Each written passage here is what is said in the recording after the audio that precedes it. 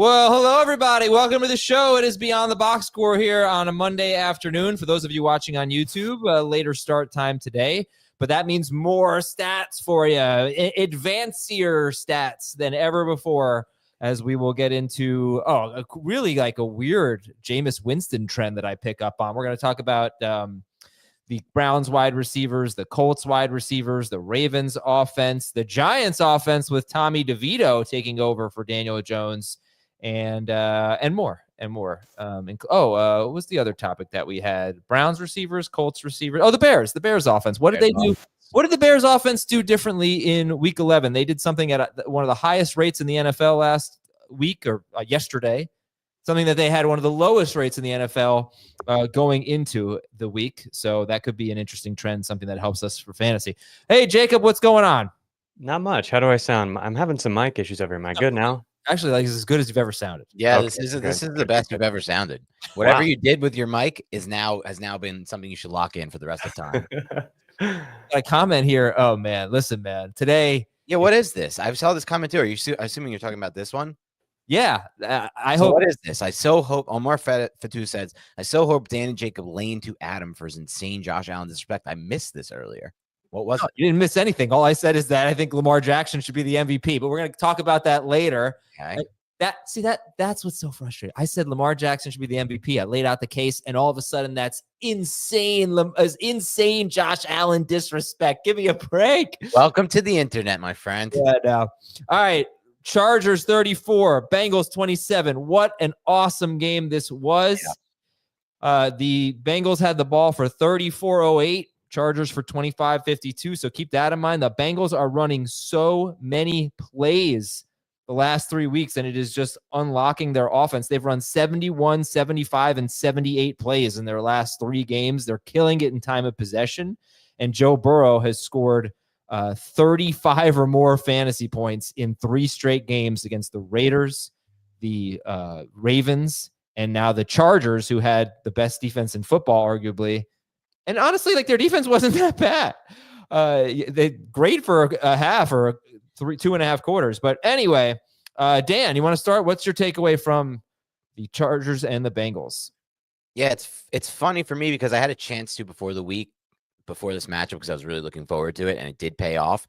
Break down all the tape of Justin Herbert and Joe Burrow this week, and I put together cut-ups that you can find on my Twitter. If you just search my name and search their name, they're like 5 minutes each, and they were playing what I thought was the best pure quarterback play of any quarterback this season. I know it sounds ridiculous, but just in the pure quarterback sense. A lot of these quarterbacks offer something else. Lamar Jackson is a playmaker. He makes plays with his feet. But just from standing in the pocket, throwing with anticipation and processing defenses, these guys were locked in going into this week, and that's what it looked like watching them both play. Joe Burrow throws with an insane level of anticipation, specifically in the deep half. We saw that. I agree with you. It was less so bad Chargers defense, more so who's going to stop this Bengals passing game with T. Higgins healthy. On the flip side, Justin Herbert is playing the best football of his career, without a doubt.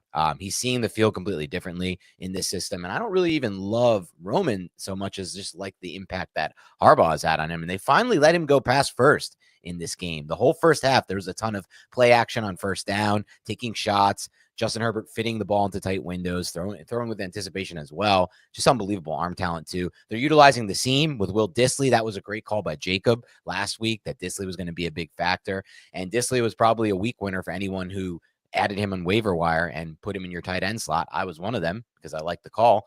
And that's something Justin Herbert can do that other quarterbacks don't do. Utilize the seam. It's an area that you need to have anticipation and arm talent to fit it into. So I thought we were watching 2 of the best quarterbacks in the NFL last night. That was what football should look like, in my opinion. I love watching it when the quarterbacks are that good. Yeah, and I just kept thinking, gosh, imagine if Justin Herbert had Jamar Chase. Yeah, well, yeah. He's doing this without, but let's not slander Ladd McConkey. No, so look, I think, it's all systems go for the Bengals, right? It's Chase Brown is an absolute stud. Joe Burrow, you're starting every week.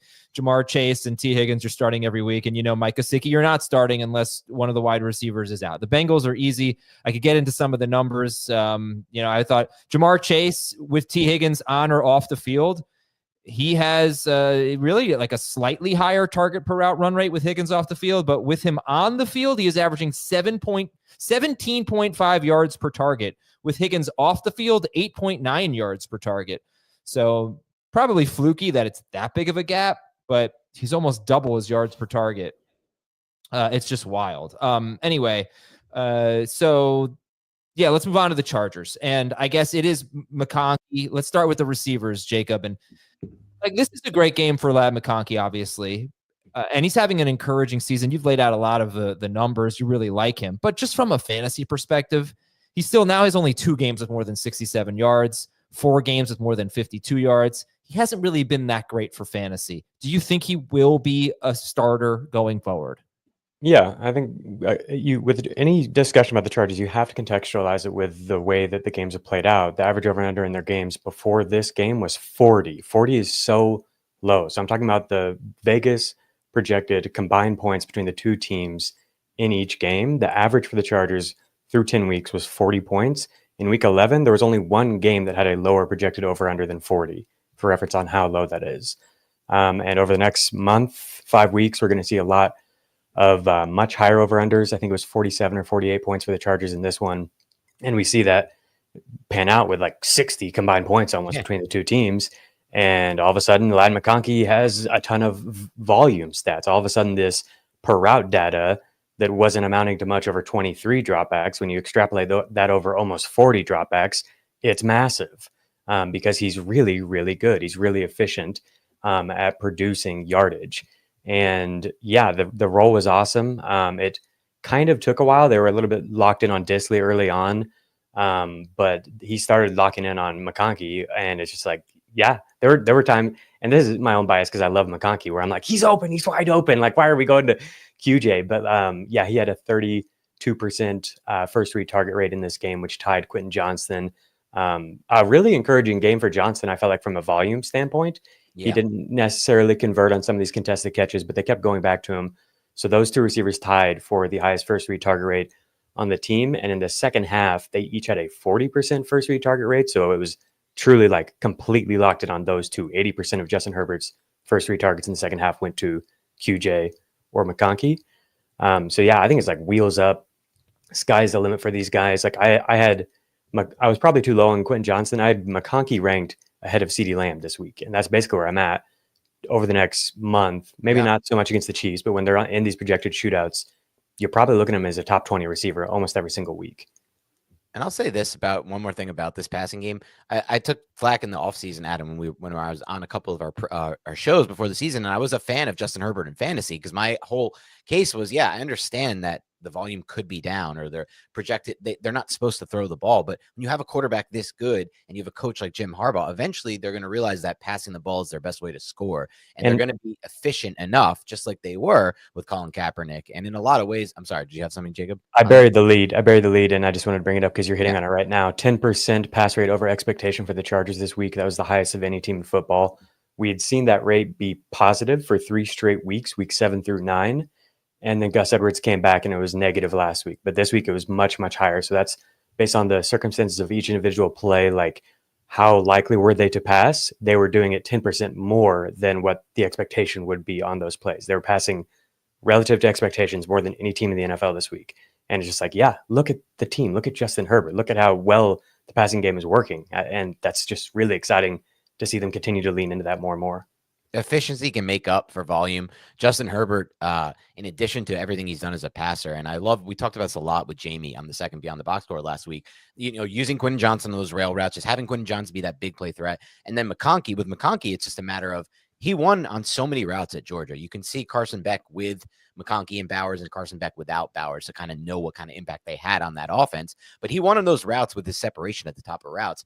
As him and Herbert continue to play together, they're going to get that rapport even better, to the point where Herbert, who is clearly an anticipatory thrower, he's put it on tape over his entire career, one of the better ones in the NFL, is going to start anticipating that separation, getting the ball into space, and McConkey's going to do stuff after the catch. We've seen it at times this season. So I really like both of those guys moving forward. And one more thing, just on this offense and from a fantasy standpoint, when it comes to Herbert, he is finally running the ball. Jacob, you talked about that on Thursday. And in this game, on his big scramble, he hit 22 miles per hour, which is the fastest in his entire career. Like, he's healthy again with his foot. They're going to utilize him as the weapon that he is.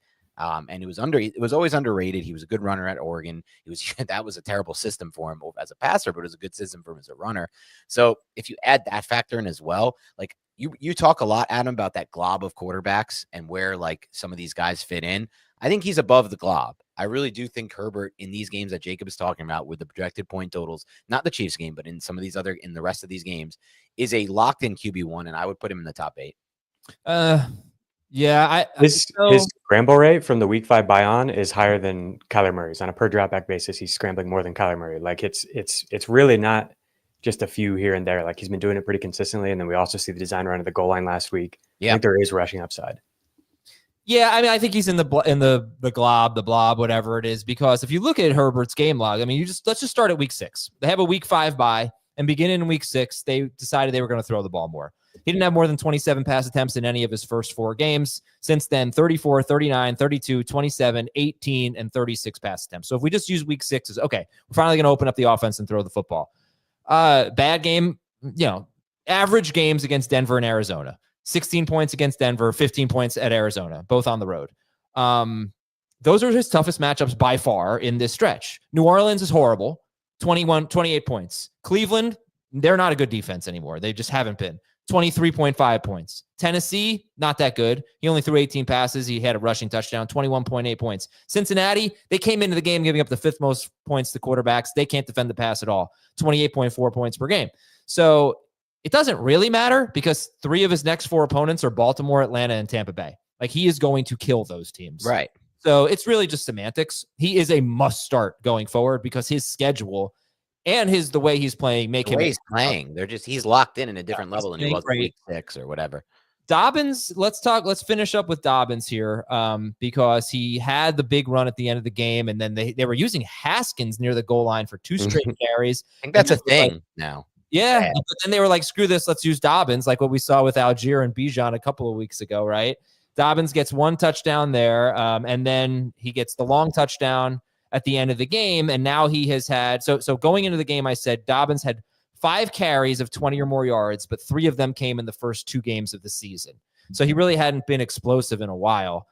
And it kind of looked the same, and Gus Edwards got the first carry, and Dobbins was having kind of a quiet game until that late touchdown run, but it was a 29-yard touchdown run. That gives him 2 carries of 20 or more yards in his last 3 games. I'm not without concern, though, for Dobbins because his schedule kind of stinks with Baltimore and Kansas City in 2 of his next 3 games. I thought he'd struggle in this game.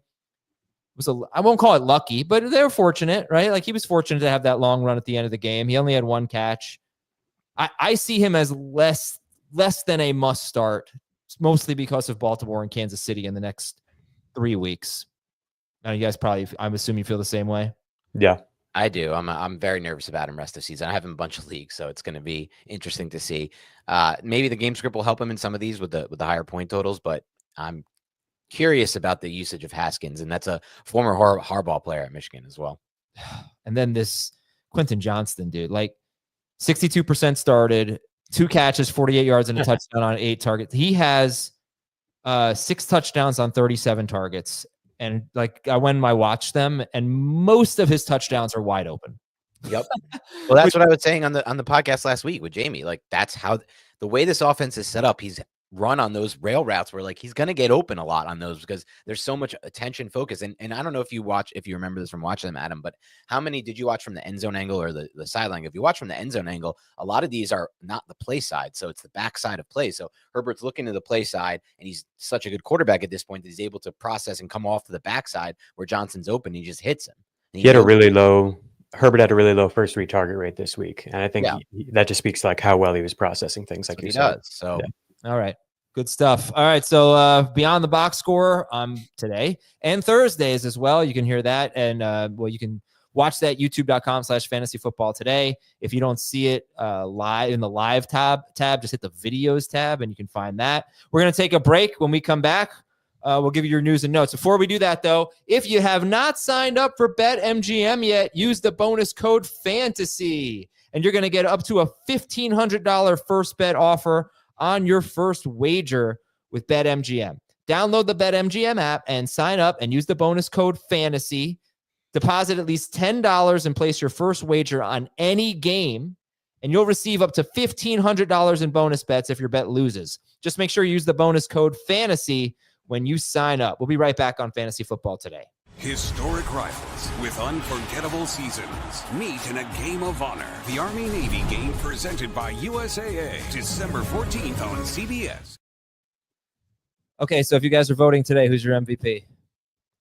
I'll give it to Lamar too. Yeah, I'm with you. Lamar Jackson for me. Oh, okay. Jamie But did with that said, Josh Allen 43%, Lamar Jackson 32.6%, Jared Goff 19.9%. Go ahead. I said, with that said, Josh Allen's win over KC, albeit at home, which is important, and albeit on a offensive pass interference that was not called, which finally the Chiefs got the bad end of a call, was impressive because they beat the only 9-0 team. So I'm open to the consideration that it will be Allen. I think Allen is the better quarterback, but I think Lamar has been the better player this year, just overall. Well, I think a lot of people are saying that Allen's 9-2 and Lamar's 7-4 in second place. How can you give him the MVP? Right. Like if you were 4-7, okay, maybe, but they're 7-4, and it's not like they're bad. I don't care. I think Heath was saying like you can't give the MVP to a guy in second place. Why? No, I don't agree with that. Why? Like, I why? think like if you look at the numbers for Lamar Jackson prior to this week, he was on like the projections over a 17-game sample size season. He was on historic paces from a total yard standpoint, from a touchdown standpoint. So he was doing something a little bit different, I think, at least projection wise, than Allen. But yep, Allen did beat the 9-0 team. So I know that I know both sides of this argument. I've heard this debate a lot. I love that you brought up the if man. It was like the reversed if man. I don't know if you've seen that on Twitter where it's like if the Bengals weren't 4-7, he would be MVP. Yeah. Well, you are 4-7. Yeah. Well, this is what I tweeted. They've played the same amount of games, and Lamar Jackson has 333 more passing yards, 7 more passing touchdowns, 2 fewer interceptions, 1.5 more yards per attempt, 67% completion rate versus 64%, 268 more rushing yards, 3 fewer rushing touchdowns. And then, of course, I get it's not all about the stats. I know it's not all about the stats. Like, I've watched plenty of football this year, too. Lamar Jackson's playing out of his mind, but he did not have a great game against the Steelers, and we are going to talk about that and what was missing there, because they actually, this is the last thing we're talking about. It's our last big topic. Baltimore, if you're worried about them going forward, they averaged 6.1 yards per play against the Steelers. That's the most of any team against Pittsburgh all year. They had a lot of big plays that were there for the taking, and Jackson had some bad throws on deep balls. Flowers had a drop. There was that interception on the slightly underthrown ball to Justice Hill up the sideline. They could have, and they struggled in the red zone, and then they missed the field goals. But they actually weren't that bad against Pittsburgh, but in my opinion, but we'll talk about that a little bit later. All right, real quick on the news and notes. Tommy DeVito is going to start for the Giants. And congratulations, Tommy DeVito. You have an amazing schedule. Tampa Bay, Dallas, New Orleans, Baltimore, Atlanta, Indianapolis for the rest of the fantasy season. All right, what do you think this means for Malik Neighbors, Dan? I don't think this is necessarily a good thing for Malik Neighbors. When DeVito first came in, he did a few things differently than Daniel Jones last year. He would take some shots against cover 2 into the hole shots. These are, difficult throws for a lot of quarterbacks. A lot of them don't have the confidence to make it. Jones was one of them. But eventually, they took away some of the concepts that DeVito liked. And if you look at the overall stretch of his starts, he had 3 wins, but 2 of those came with a lot of turnover luck. The Patriots and Washington. The Giants defense had 6 turnovers in the Washington game, and the Patriots game, I think Mac Jones had 2 horrible turnovers. So I don't necessarily know, because on offense, the Giants were negative EPA in all of those games. So I don't necessarily think this is a good thing for the offense, if I'm going to be honest, at all, really. It's not really a good thing for Neighbors. He's not really a deep shot type quarterback. Drew Lock would have been interesting from that standpoint to unlock Neighbors in the deep half, which is something Jones was never able to do. Overall, I think this is bad for Tracy. I think this is bad for Neighbors. I think this is bad for the entire offense. Didn't you say last year, I'm sorry if I missed it, I was looking at some of the comments about Lamar Jackson, that they figured him out and they took away they took away the sidelines because he can't throw to the middle of the field because he's 4'8" or whatever. He's small. Yeah, not 4'8", but yeah, that was essentially what happened. DeVito was using the outside numbers, which something Daniel Jones never did, and it was fun, exciting to see. But defenses adjusted to that, and DeVito, you need a lot of anticipation to take advantage of the middle of the field. We'll see if he's changed, right? He was bad at processing last year. He was a rookie. There's a chance that he could get better with time, given a chance. He has a better situation around him than last year for sure. Though he won't have Andrew Thomas, who he had last year. But we'll we'll see what happens with this. It can't get that much worse for Malik Neighbors, I don't think, because he wasn't really getting any good targets in the last few weeks. He was just getting kind of volume. He was used as like a possession receiver. I think they'll still get him a lot of targets. I just think it could hurt Tracy. And last thing I'll say about DeVito, if you're in a super flex league, he did score 17.5 or more fantasy points in 6-point per passing touchdown leagues in 3 of his 5 starts. He never had single digit fantasy points. So, compared to a guy like Mac Jones, that's pretty, what he's doing, that's pretty good. And I had forgotten about his rushing ability. He was on pace for 547 rushing yards. So that was, that's interesting at least. Okay. I don't have any major injury updates on offensive players except Darnell Mooney. They don't think it's a serious hamstring injury. So we're hoping that he's back after their week 12 bye. There were some defensive injuries and like an offensive line. DeJuan Jones for Cleveland. I think Dave mentioned this on the broadcast last night. I think he was carted off. He has a broken leg, I believe, and he's out for the season. Alex Anzalone, linebacker for the Lions. He's out for maybe the rest of the regular season. That was a tough one. And I'm gonna leave it at that. Let's get into some advanced stats. Jacob, you had an extra hour today. I expect 60 extra advanced stats from you. Go. Well, I spent that time arguing with people on Twitter about Christian Watson instead. Let's talk about Christian Watson. He has one of the highest yard per route run rates on the season of any player. I think he's wide receiver 15 in yards per route run and like wide receiver 12 in fantasy points per route run. And me bringing that up, has gotten people in a bit of a tizzy. You have to contextualize it, of course, as you do with any stat. Watson's been on and off the field like he seems to always be. But when Jordan Love has been healthy, when Watson has been healthy, he's had at least a 59% route rate every week. It was 70% this past week.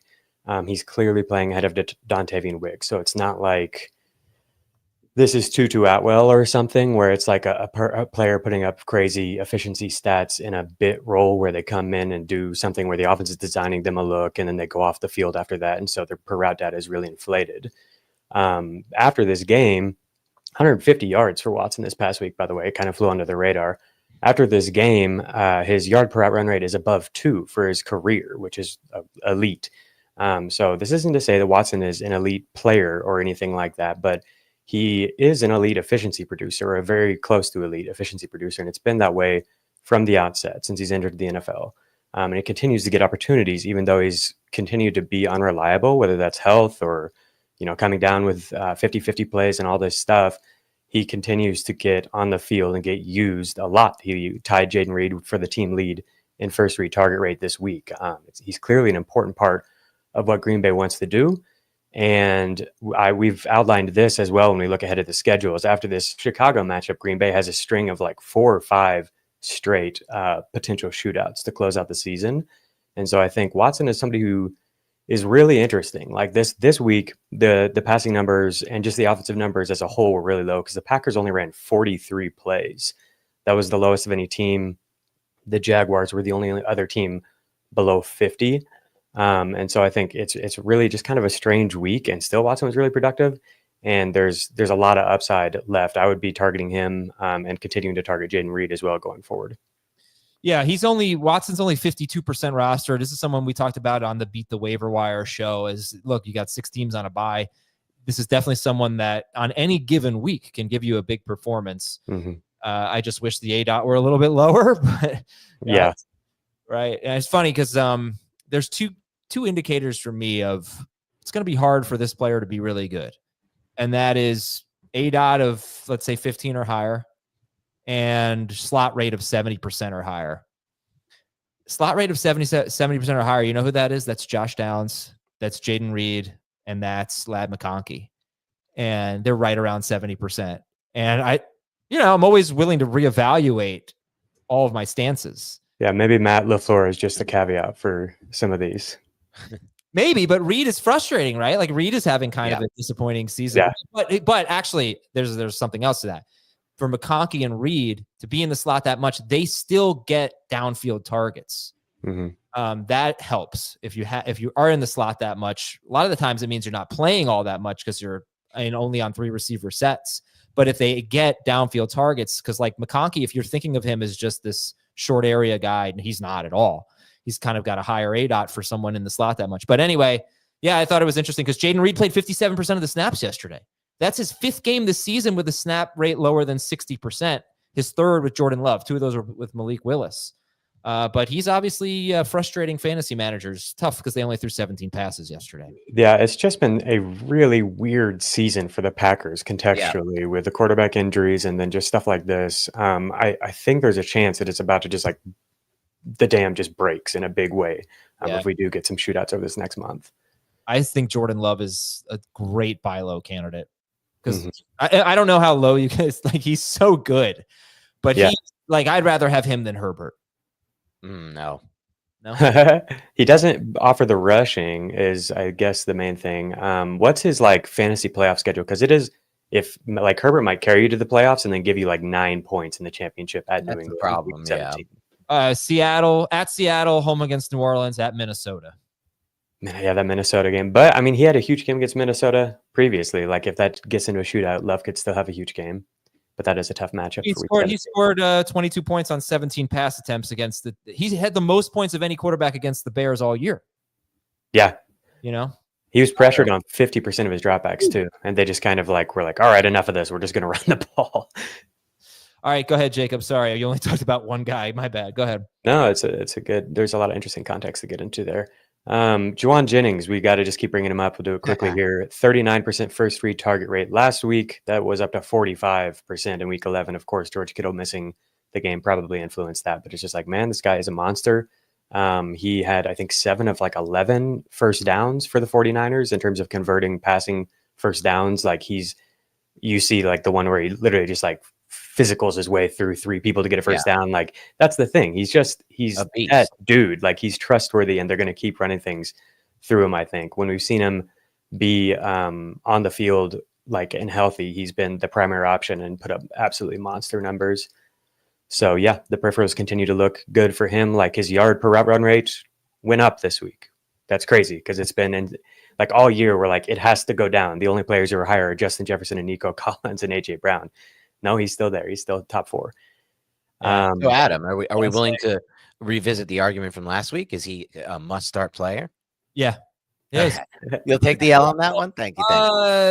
Let's just bring up Jameson Williams too while we're here. He's must start, right? We saw it. No, that's the thing. Without Laporta, Jameson Williams is must start. I don't know about with Laporta, but no, I just want to say with Jauan Jennings, I just think it's amazing. Why are the 49ers so good? Brock Purdy to Jauan Jennings, that's 2 7th-round picks. Yeah. 2 7th-round picks. Really good development by them. But with those rates, like with that kind of volume in that kind of offense, there's just very few receivers who are actually going to be better starts weekly than Jauan Jennings, as crazy as that sounds. All right, go ahead with Jameson Williams, who made the most of his targets for sure. And I think I actually had some notes on him. He had one of his lowest ADOT. He had his lowest ADOT of the year in any game with more than 1 target. At 11.7 yard ADOT. He also had a 64-yard touchdown catch and run against a team that gives up a ton of big plays. So go ahead. You think he's a must start? I don't actually have anything on JMO. I just wanted to keep giving. I wanted to get another win in for me. Thank you, Jacob. I appreciate you. Let's keep dunking on Adam. Then, are you ready to concede the Niners are going to score more than the Ravens going forward? Are we done with that one after 1 week too? They didn't even have that good of a game. They lost, man. They lost. What they scored? 20 more than the Ravens, all right? They scored more than the Ravens. Ravens scored 16. What was the Niners score? They scored 17 to 16. They really only have 17 days. That was such a weird. Oh my God. It's so painful watching the Niners when you have Niners players in your fantasy team. Every single play clock for Shanahan goes down to 2 seconds and he just grinds that clock. But I still think you'll be right on that one, Jacob. Brock Bowers. So Michael Mayer returned, and it was just the first game back, but still 85% route rate for Brock Bowers. That was the second highest of any tight end this week. So that is good because previously when he had been sharing the field with Mayer, it was like a 67% route rate. Also, he obviously just had a monster game. He had a 52% of the team's first read targets. He converted 10 first downs. That is crazy. Only 5 tight ends dating back to 2000 have ever done that in a game. The most ever is 11 by George Kittle. No one else has done that. After that, it's Jason Witten, Kellen Winslow, Mark Andrews, and Bowers. Each had 10. So we're saying Travis Kelce, Rob Gronkowski, Tony Gonzalez, Antonio Gates. None of those guys ever did in a game, and Brock Bowers did as a 22-year-old. And, that's an obscure stat, but converting first downs is obviously important for, moving the chains and winning real-life football. And he's just a monster. He's everything that people thought he might be as a prospect. Pretty good. I go back to, I remember on Hard Knocks, they were saying, I forget who it was. Joe Shane maybe was like, oh, no, it was Dable. He's like, I called Nick Saban, and he said, 2 players in this class gave us problems. We're problems. Brock Bowers and Malik Neighbors. I'll never forget that. That was really cool. All right, go ahead. Keep going, sir.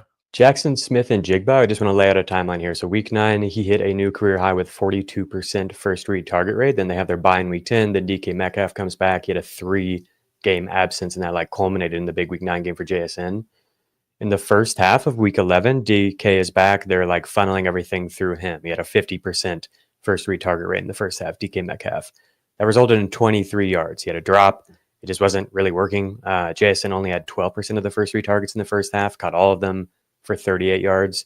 In the second half, we see Seattle change things and really funnel things through Smith and Jigba. He had a 42% first read target rate in the second half, caught all of his catchable targets for 72 yards in the second half. They come back and win.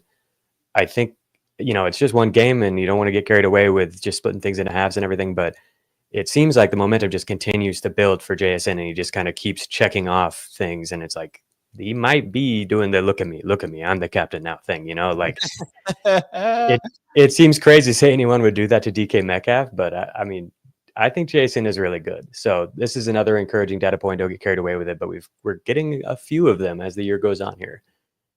Jonnu Smith was the only tight end who did have a higher route rate than Brock Bowers this week. He also led the Dolphins in first downs again on the year. He and Tyreek Hill have the same number of receiving first downs. Jonnu Smith has the highest first down per route run rate of any tight end among qualified tight ends. He continues to be a really important part of the offense and really the only part of the offense that's been like working. Devon Achane is working, of course, but like defenses are keying in on him so much that his like success rate is relatively low. He's often not as efficient as we've seen in the past, whereas like Jonnu Smith has been crazy efficient all year. I think this is real. Like it was another matchup where like the zone heavy to high safety stuff like suggests that we'll see a lot of Jonnu, but like we did again, and he keeps being productive. He's always been productive when given opportunities, honestly. You guys remember when Jalen Waddle was on the Dolphins? Yeah, 5th. Jalen Waddle 5th on the team in first read targets, behind Malik Washington, behind Odell Beckham. Yeah. Pretty cool. Not cool at all, actually. No, no, it's not. Audric Estime, remember that? What a week that was. He'll always have week 10. 21% snap rate, 6 of 23 running back rush attempts. He had 3 offensive snaps in the first half. Wow. So I guess, it's just right back to Javonte. I wanted to bring up that Caleb Williams played better. We'll talk about the Bears in more detail, but I just wanted to highlight like Caleb, his catchable target rate, I think might have been the highest that it's been all year. It was above league average, which is like a huge accomplishment for him at this point. Caleb? Yeah. Mm-hmm. That's one of our big topics. Yeah, for sure. Last thing I want to hit on is the Bills. So I brought up pass rate over expectation at the top in reference to the Chargers. The Bills through the first 6 weeks were 23rd in pass rate over expectation, meaning they were running more than expected. Then they trade for Amari Cooper. And from that point on, they've had a positive pass rate over expectation in every single game. Their rate during that time is 9.7%. So for reference, the Bengals had the highest PROE in the league at 9.7% over the course of the full season. Second place is the Seahawks at 5.8%. So they're lately, since making the trade for Cooper, passing relative to expectations at like the highest rate in the league, which is just shocking for a Joe Brady offense. And I think it makes some sense, the timing, like with the Cooper trade. So that's just interesting for Khalil Shakir and maybe Kincaid if he gets back. Maybe Cooper. I thought he looked good on some of these outbreaking throws with Josh Allen. His route rate was still right around 50%. So this week it was all Shakir. He had the highest first read target rate, and he was the most important part of the offense. But I think it could be Cooper down the stretch. Okay, I just got to correct one thing I said earlier. Meant to do it earlier, but whoops. I said that Jamar Chase's yards per target was like double with and without Higgins on the field, like better with Higgins on the field than off the field. It is better, but I was comparing his yards per catch to his yards per target. So I made that mistake. But his yards per target with Higgins on the field, it's 12.5. With him off the field, it's 8.9. His yards per catch is 17.5 with Higgins on the field. So my bad there. Still a huge, much more efficient player with Higgins on the field than off the field. All right, just some notes I had here on some snap counts. Adonai Mitchell played only 12 snaps against the Jets. We are going to talk about the Colts wide receivers. Kendrick Bourne, I'm kind of interested. I mean, I don't know, mildly interested. He played 47% of the snaps. He had 5 catches for 70 yards and a touchdown on 5 targets, coming off a game in week 9 where he had 4 for 41 on 6 targets. So it's probably nothing, but I think he's been good. But yeah, then they like benched him. They like phased him out in week 10. I was like, okay, they're just going to the young guys. But then he was back in this week. I thought he may have been hurt. He wasn't hurt. He just got benched. I didn't see anything about him getting hurt. Okay. Well, he's 2% rostered. I guess that's why I'm interested in him, because there are leagues out there where you might need a Kendrick Bourne. Baltimore wide receiver snap shares. Zay Flowers played 84% of the snaps. Bateman, 80%. Aguilar, 39%. Deontay Johnson, 18%. I believe this was the 3rd straight week where Josh Oliver played more snaps than TJ Hawkinson. Hawkinson's been right around 48% of the snaps in all 3 of his games back. Don't know if that's going to get elevated. It really needs to. I know he was good 2 games ago last week, but we need him to be on the field more. And Oliver's hurt, so maybe that will change things. DeAndre Hopkins played less than half the snaps. The Chiefs they're so rarely in 3 receiver sets. They have the 4th lowest rate of 3 receiver sets in the NFL. And Cleveland was in 3 or more receiver sets on 84.3% of their snaps. They do that all the time. So that's, Cleveland's another team we're going to talk about and what you can expect from their receivers. J.K. Dobbins played 73% of the snaps, and Brian Thomas Jr., people didn't trust him. I didn't trust him. He had a 33-yard catch overturned in the 4th quarter. He went over 100 yards, well over 100 yards with that catch. Yes. Maybe he can have a big finish if Trevor Lawrence comes back. And I'm surprised Doug Peterson is still employed. I was expecting to be talking about new coach, which could happen by tomorrow. We'll see. All right, we're going to take a break. We got our 4 big topics, starting with the Colts wide receivers and what to expect with them with Anthony Richardson back. We'll be right back on Fantasy Football Today. CBS Sports HQ, giving you college football coverage unlike anyone else. We're talking Big Ten. Pre- and post-game coverage. Are you encouraged with the way that this team responded? Along with breaking news. A lot of movement in the rankings this week. Highlights and expert analysis. That streak could be in jeopardy here. Sure. What was your main takeaway from this game? How impressive was his dominant football game? Let's go ahead and have some more fun. Another wild ending. The chaos continues. Turn to CBS Sports HQ. Colts get a big win on the road at the Jets. Anthony Richardson had a huge 4th quarter. He's only 44% rostered. First 3 quarters, Richardson was 12 of 20 for 143 yards. 4th quarter, 8 of 10 for 129 yards and a touchdown, and a rushing touchdown as well. 80% completion rate, a 0% off-target rate in the 4th quarter. So he came alive. Dan, what is your take on the Colts wide receivers? Vinny Naps on Twitter says the Colts wide receivers now with Anthony Richardson. What lies ahead? Well, it was interesting to watch that game back on tape because they did figure out different ways to get Anthony Richardson more comfortable as a thrower. It seemed like earlier this year, Shane Steichen was trying to develop an offense that he envisioned and hoping kind of Richardson fits into that. And then this game, it went back to kind of what we saw last year from the small sample size of Richardson, which is like utilizing his skill set, more RPO early, more designed, easy reads. And I thought it got him more comfortable and then allowed him to thrive a little bit as a thrower. I don't want to make too much of it because the Jets have actually been a much worse defense than we thought they'd be this year. And so it's not necessarily maybe the matchup to make your declaration on. But I do feel like moving forward, this offense has a little bit more upside from the passing game than I expected going into this, second era of Anthony Richardson. They get Detroit, which give up a lot of points to wide receivers and not a lot to quarterbacks, which is strange.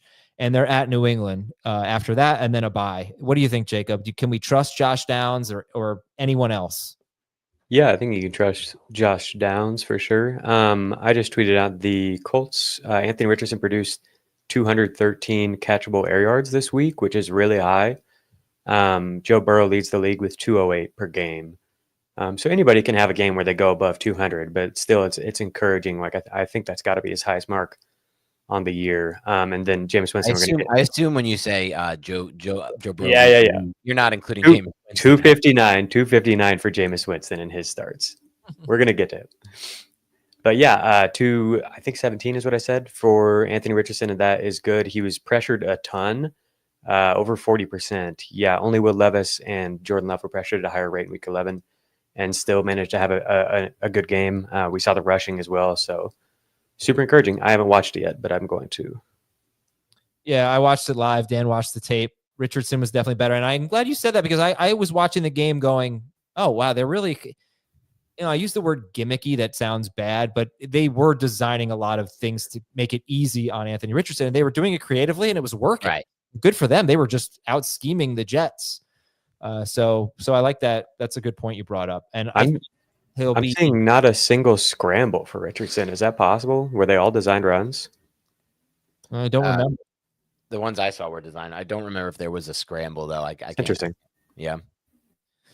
Okay, so we'll see. Detroit's a much tougher matchup. They haven't allowed multiple touchdown passes to a quarterback yet. Right. But they have not been great against mobile quarterbacks. So we'll see. I think Richardson's going to be one of the prizes on the free agent on the waiver wire at 44% rostered. We'll see how people react.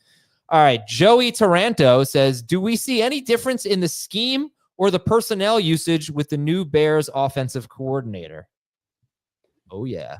Yeah. I've got notes on this. Did you have something? Yeah, you teased that, right? A lot. I mean, they had the third lowest pre-snap motion rate in the NFL in weeks 1 through 10, sixth highest in the NFL in week 11 so far. And they use motion on almost 2/3 of their possession. They had been above 48% in only one other game. They had a higher run rate. They didn't have a single 3 and out for the first time all season. And you didn't see me tweet these, right? I didn't. Okay, we're coming to do all the same stuff. We just looked at the same page on True Media, just but no, I mean the pre-snap motion, Jacob, really stands out. And if you look at the teams that lead the NFL in pre-snap motion, it's the Rams, Packers, Dolphins, Texans, Falcons, Niners, Chargers, Lions, Chiefs, and then the Raiders are there as well. So it's weird. I feel like everyone should just do it on almost every play. I had 2 notes before you dive in, Jacob. The 2 things I noticed from watching was 1, they did a better job of moving Caleb Williams out of the pocket to find him some easier spots. 2, they used that pre-snap motion in a creative way because I thought it did a good job of giving him kind of 2 reads to work through and a lot more quick game with that pre-snap motion receiver. If he's open, you can hit him. And sometimes it allowed underneath crossers. So I thought they did a better job of utilizing quick game against this defense, at least specifically.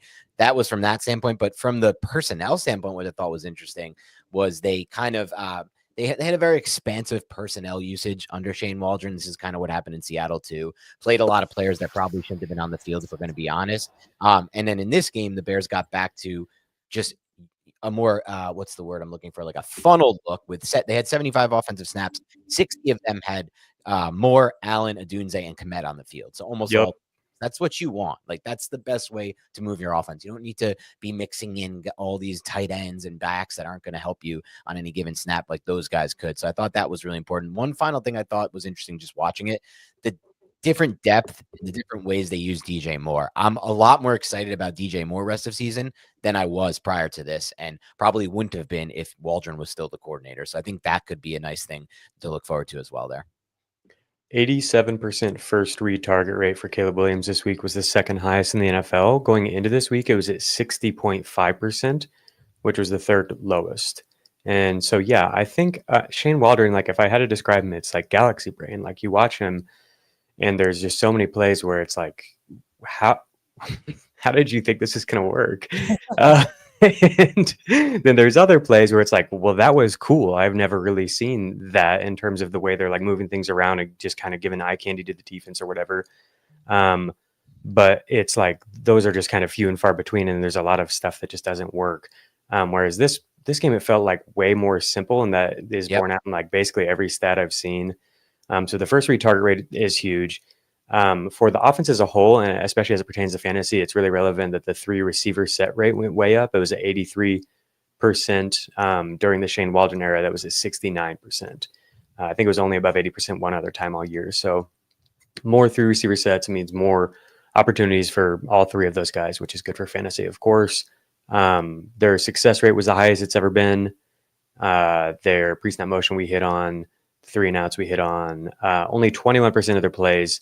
This is definitely a Waldron thing.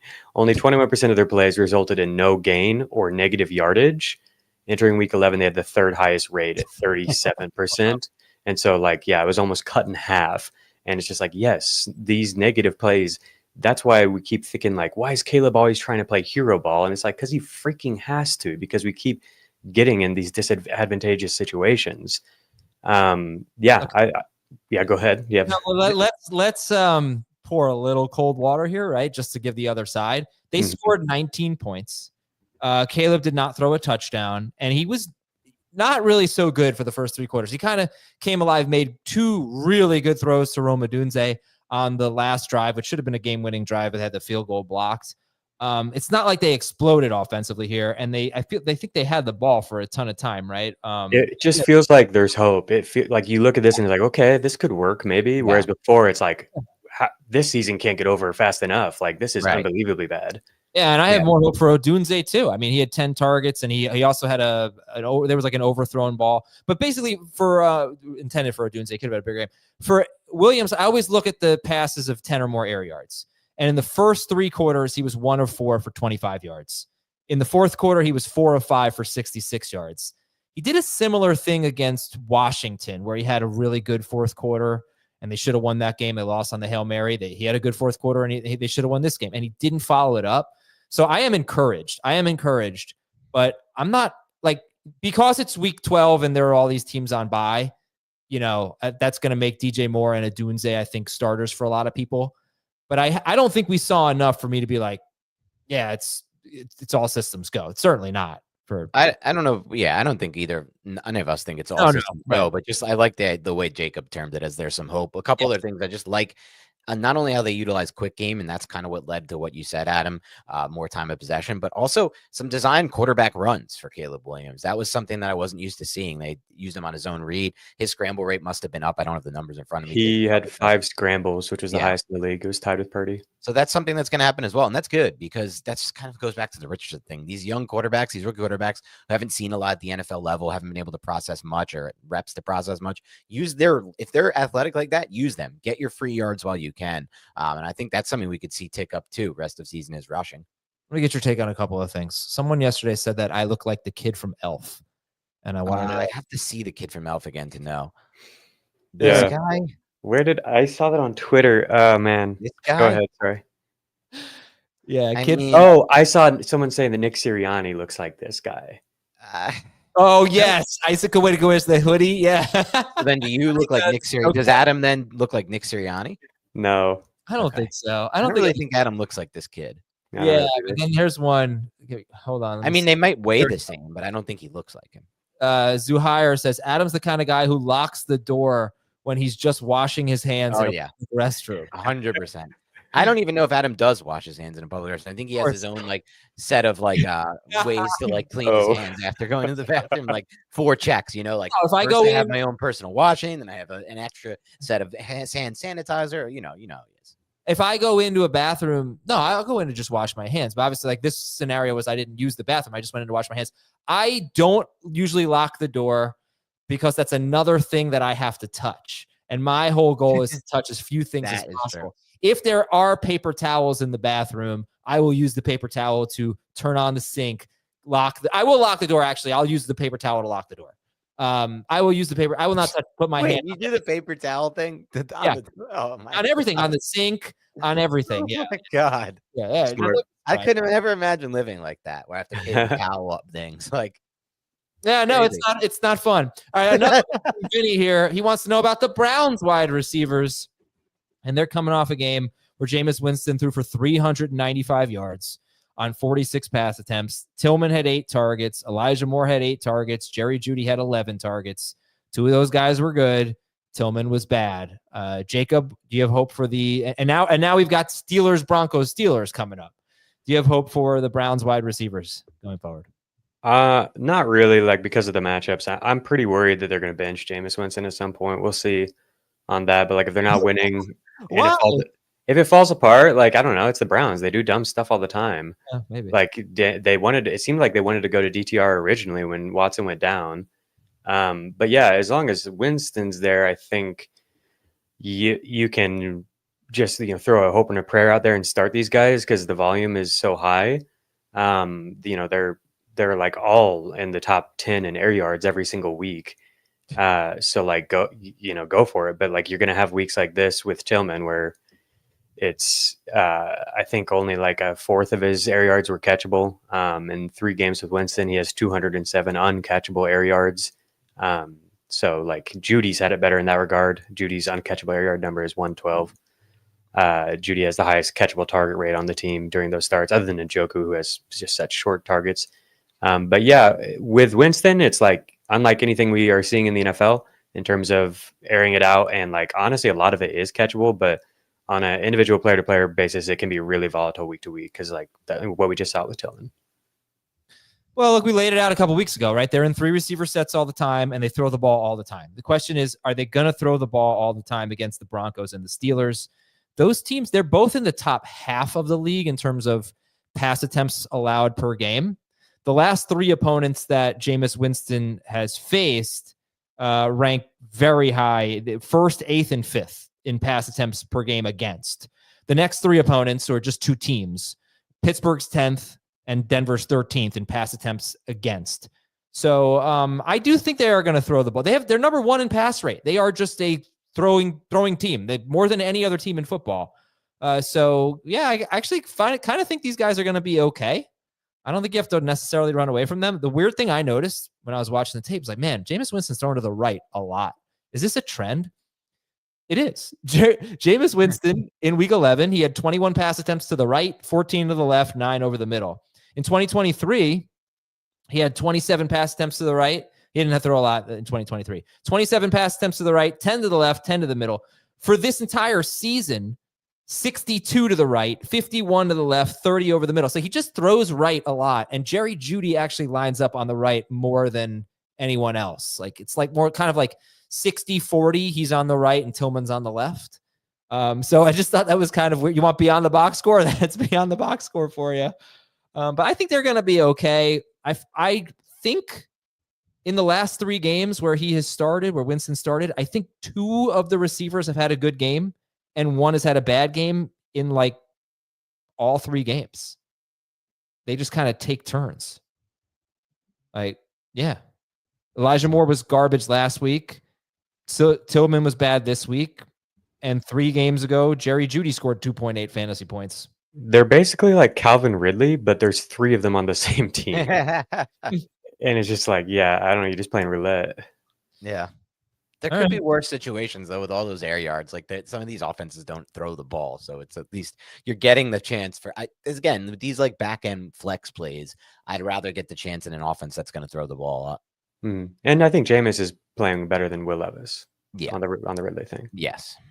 All right, last one is from AJ Johnson. Are we worried about the Ravens offense with their remaining schedule, except for the Giants, who they play in week 15? They have the Chargers on the road, then the Eagles defense, so good, then a bye, then the Giants, then the Steelers again, and then they're at Houston. So are we worried about the Ravens offense with a difficult schedule coming up? Depending on your expectations, yes. Like I don't think they're going to play at the level they had played at, where essentially like Lamar Jackson and Derrick Henry were the only people that mattered for winning a fantasy matchup for a lot of weeks, having those guys on your team. I don't think that's going to be the case the rest of the season. These are difficult matchups.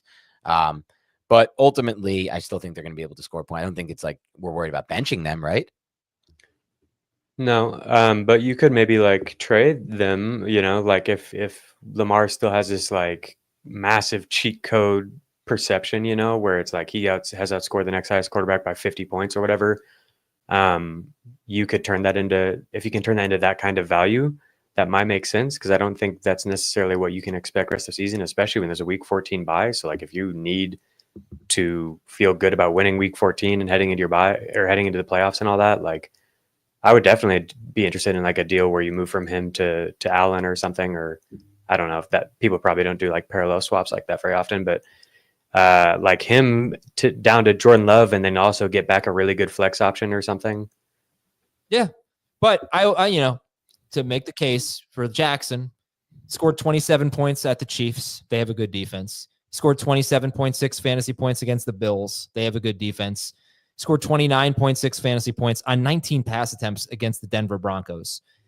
He's Lamar freaking Jackson. The Steelers own him. I mean, what I thought this would be different, but they get him every time pretty much. Like he just cannot play well against the Steelers, and he does have the Steelers one more time, and it's in your fantasy semifinals. But he's been great against every other team. Like I mentioned, the Ravens moved the ball really well against the Steelers. They had the most yards per play of any opponent against the Steelers all year. The problem in this game, in my opinion, was Lamar Jackson was just off down the field. He was 3 of 12 for 77 yards, 1 touchdown, 1 interception on pass attempts of 15 or more air One yards. really bad drop by Zay Flowers, too. Terrible drop by Flowers. He had a kind of a near touchdown with Deontay Johnson early in the game up the sideline, but it wasn't a great throw. Slightly underthrew that ball to Justice Hill. It ended up being an interception. 50% off target rate on throws of 15 or more air yards was by far his worst mark of the season. So I just think he had an off game. If he had a normal game, they probably would have put up a lot of points against the Steelers. And I personally think it was more on Lamar Jackson than the Steelers. I can't give you a stat to say that, I agree. I'm right. Just that's my interpretation. He had some plays to make and he didn't make them. What about Derrick Henry?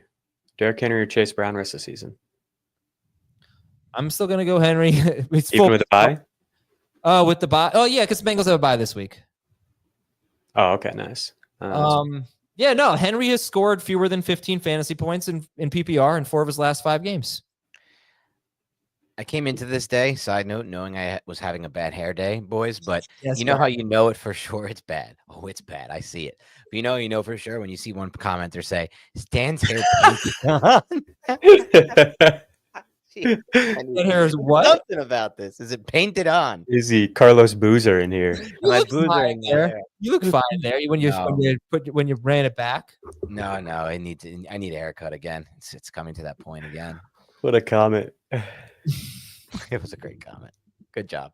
I am crediting the defense, Raj.